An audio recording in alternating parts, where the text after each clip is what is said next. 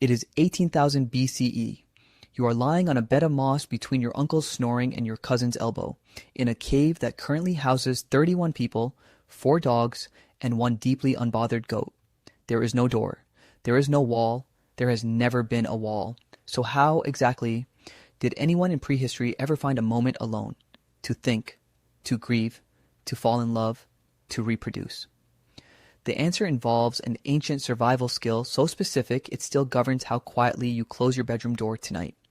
This is the story of how humanity survived having zero privacy.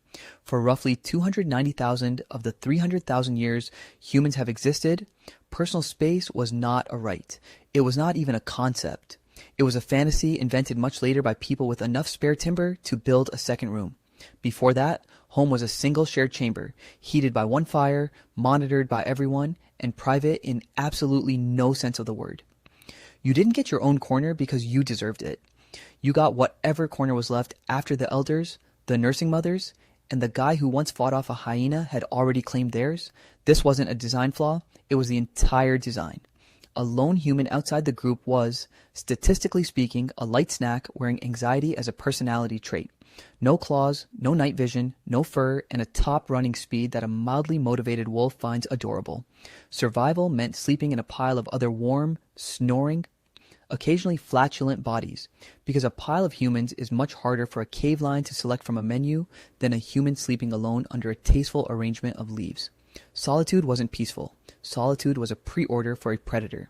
So your ancestors did the only sensible thing available to a species with no walls and no boundaries. They built their privacy out of behavior instead of architecture. Watch a modern, open-plan office and you'll see the same instincts firing. Headphones as walls, eyes down as a door. Prehistoric humans did this with far more sophistication and far less passive aggression. Inside one shared cave, families developed an entire unspoken choreography. Designated sleeping spots by seniority, quiet zones near the children, a kind of social gravity that kept certain people orbiting certain corners without a single word of instruction. Anthropologists studying modern hunter-gatherer groups like the Ju Huanzi of the Kalahari still find this exact pattern. No walls, no doors, and yet an elaborate, almost theatrical respect for who is allowed to look at, listen to, or approach whom and when. Humans, in other words, invented the polite art of pretending not to notice things about 9,000 years before they invented the door that would have made pretending unnecessary. And this brings us to the single most impressive feat of prehistoric discretion. How anyone in a room with 30 relatives ever managed to have a private moment with a partner, let alone conceive the next generation of the species. Here's the uncomfortable truth about ancient intimacy. It happened about 2 feet from grandma, and it had to happen in near total silence. Evolutionary anthropologists refer to this as the sneaky mating strategy, and it is exactly as tense as it sounds. In a communal sleeping arrangement, any noise, any sudden movement, any accidental elbow to a sibling's ribs carried 3 separate risks: waking the tribe, alerting a jealous rival, or advertising your exact location to a predator who was, frankly, always listening. Silence wasn't modesty. Silence was risk management. Getting caught wasn't just embarrassing. It could mean a jealous partner started a fight that fractured the group's alliances, or that everyone now knew exactly where the soft, distracted, temporarily undefended humans were located. Which meant early humans developed something remarkable: the ability to conduct an entire private, emotionally significant, biologically essential act while remaining almost completely silent, motionless in sound, and socially invisible, all while being physically surrounded. It is, honestly, one of the most impressive multitasking achievements in the history of the species, and it received 0 awards. But solving this problem created a completely new, slightly ridiculous psychological glitch, the one you probably felt this morning, as irrational anxiety about whether the person in the next room heard something they absolutely did not need to hear. That anxiety is not new. It's ancient hardware running on modern furniture. The deeper evolutionary story here is that living in a permanent, unbroken crowd didn't just shape our sex lives, it shaped our entire brains. This is what researchers call the social brain hypothesis, the theory that primate brains, and especially human brains, ballooned in size not primarily to solve puzzles or invent spears, but to track an exhausting ever-shifting web of relationships. Who is allied with whom? Who is annoyed with whom? Who owes whom a favor? Who is seen sneaking off with whom during last night's very quiet, very tense mating attempt? The British anthropologist Robin Dunbar proposed that this social bookkeeping is precisely why our brains and our social circles cap out at around 150 meaningful relationships. It's a number that shows up suspiciously often in hunter-gatherer bands, army companies, and yes, the guest list of every wedding that ever spiraled out of control. Living shoulder to shoulder with the same 30 people for your entire life also birthed something we now consider a personality flaw, but our ancestors would have called a survival skill: gossip. In a group with no walls and no secrets, information was currency and reputation was law. There was no police force, no courtroom, no HR department. There was only what the tribe collectively thought of you, whispered around the fire, and that social judgment determined whether you got a share of the meat, a place near the fire, or a partner at all. Gossip wasn't petty. Gossip was the original background check. This is also, unfortunately, where humans develop the low hum of social anxiety that many of us are still paying interest on. When your entire survival depends on group approval and your entire life happens in front of an audience, your brain gets very, very good at asking one question on a permanent loop. What do they think of me right now? Modern humans still run this exact program, just with worse lighting and a phone in hand instead of a fire. We like to think we conquered the food chain through pure intellect, but a solid portion of early survival was just enduring constant social surveillance without having a complete breakdown about it.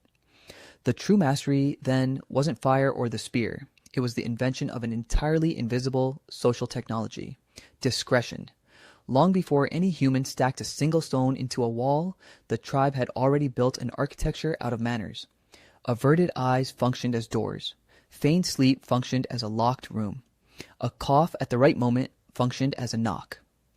Anthropologists sometimes call this the beginning of social privacy, a set of agreed-upon behaviors that let a group maintain intimacy and dignity without a single physical barrier. It is, quite literally, humanity's first form of architecture, and it was built entirely out of politely looking the other way. Pair bonding needed the same trick.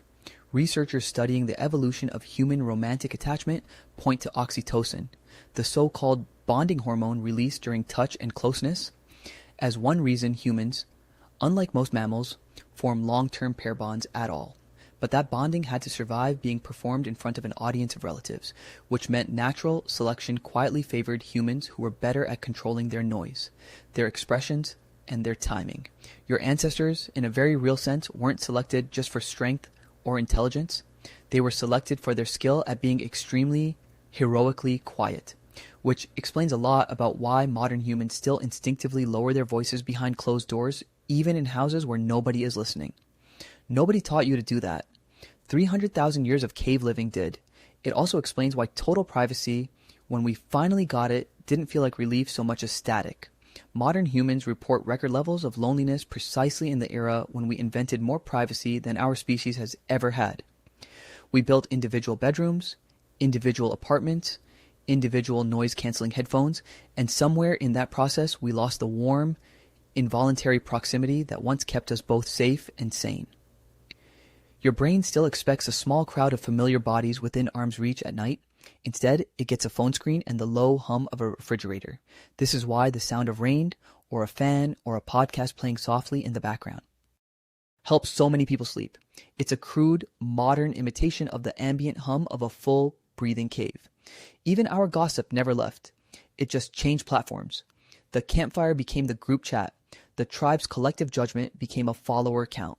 The evolutionary machinery that once tracked 30 relatives in one cave is now, somewhat tragically, trying to track several thousand strangers on the internet, and it is exhausted. So, did ancient humans have a private life? Technically, no. Functionally, absolutely. They simply built it out of behavior instead of bricks, out of silence instead of doors, out of an almost superhuman ability to have an entire relationship in a room full of relatives without anyone saying a word about it the next morning. Real walls didn't arrive until the agricultural revolution, roughly 12,000 years ago, when humans stopped following food and started staying in one place long enough to build permanent structures, private granaries, and eventually private bedrooms. Walls gave us property. Property gave us solitude. And solitude, it turns out, is a genuinely new experience for a species that spent 300,000 years perfecting the art of being alone together. We didn't evolve for privacy, we evolved to whisper.